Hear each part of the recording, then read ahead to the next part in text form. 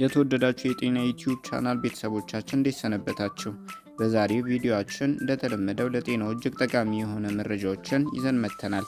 እስከ ቪዲዮ መጨረሻ አብረውን ከቆዩ 5 ለጤናችን እጅግ ጎጂ የሆኑ ግን የማናስተውላቸውን የቀን ከቀን ልምዶቻችንን ከነመፍትሄዎቻቸው እናካፍሎታለን።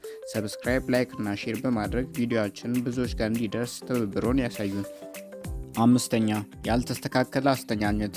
የአስተኛኘት ሁኔታችን በጤናችን ላይ ከፍተኛ ጉዳት ሊያስከትል እንደሚችል ምን ያህሎቻችሁ ታውቃላችሁ? በሆድ መተኛት በአንገትና በላይኛው የጀርባ አጥንት ላይ በሚያሳድረው ጫና አማካኝነት ረጅም ጊዜ ለሚቆይ የጀርባ እንዲሁም የአንገት ህመም ሊዳርግ ይችላል። በተጨማሪም ለረጅም ጊዜ በተመሳሳይ ጎን መተኛት፣ በመኝታ ወቅት እግርን ማጣጠፍና ተጣጥፎ መተኛት በደም ስርና በነርቭ ላይ በሚደርስ ጫና አማካኝነት ለደም መርጋት፣ ለመደንዘዝ እንዲሁም በነርቭ ምክንያት ለሚከሰት የእጅ ወይም የእግር ህመም ሊያጋለጥ ይችላል። በጤና ባለሙያዎች የሚመከረው የተሻለ የሚባለው የአስተኛኘት ዘዴ እግርን ሳያጣምሩና ሳያጣጥፉ መተኛት ነው። 4ኛ እየተመገቡ ተጨማሪ ስራ መስራት። እየተመገብን ተጨማሪ ነገር በምንሰራበት ወቅት አእምሯችን ምን ያህል እንደተመገብን መረዳት ስለማይችል የጥጋብ ስሜት አይሰማንም። በዚህም ምክንያት ከመጠን በላይ በመመገብ ላልተፈለገ ውፍረት ያጋልጠናል።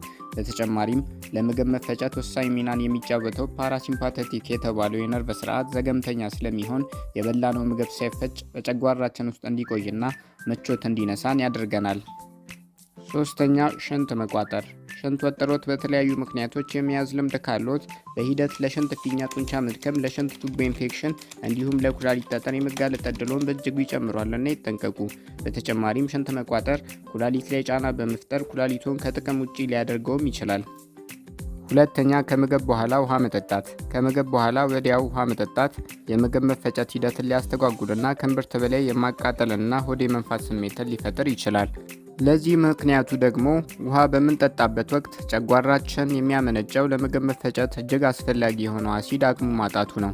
በዚህም ምክንያት የተመገብነው ምግብ ሳይፈጭ ረዘም ላለ ጊዜ ጨጓራችን ውስጥ እንዲቆይ ስለሚሆን የሆድ መነፋት ስሜትና ጨጓራችን በመምላቱ ምክንያት አሲድ የያዘው ምግብ ወደ ጉሮሮ እንዲመለስና የማቃጠል ስሜት እንዲሰማን ያደርጋል።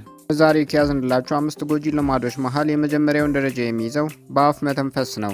በምንተነፈስበት ወቅት ከአፍንጫችን ይልቅ አፋችንን ስንጠቀም ለሰውነታችን ጠቃሚ የሆነው ኦክስጅን የተሰኘው ጋዝ በበቂ ሁኔታ ወደ ደማችን እንዲገባ የሚያደርገውን ናይትሪክ ኦክሳይድ የተባለውን ጋዝ በአፍንጫችን ጎንና ጎን የሚገኙ ሳይነሶች ውስጥ እንዳይመነጭ ስለሚያደርገው ሰውነታችን በበቂ ሁኔታ ኦክስጅን እንዳያገኝ ያደርጓል። በተጨማሪም በአፍ መተንፈስ ለአፍ መድረቅና በዚህም ምክንያት ለሚከሰት መጥፎ የአፍ ጠረን እንዲሁም ለጥርስ በሽታም ሊያጋልጠን ይችላል። ከዚህም አለፍ ሲል በአፍ መተንፈስ በመኝታ ወቅት የአየር ቧንቧ መዘጋትን ሊያመጣና ለተዛባ እንዲሁም ለተረበሸ እንቅልፍ ሊዳርግ ይችላል። ሌላው በአፍንጫ የመተንፈስ ጥቅም ደግሞ አፍንጫችን ቫይረስና ባክቴሪያን የመሳሰሉ ጥቃቅን በሽታ አምጪ ተዋሲያንን የማጣራት አቅም ስላለው ለኢንፌክሽን በተለይም ለሳምባ ኢንፌክሽን የመጋለጥ ዕድልን በእጅጉ መቀነስ መቻሉ ነው።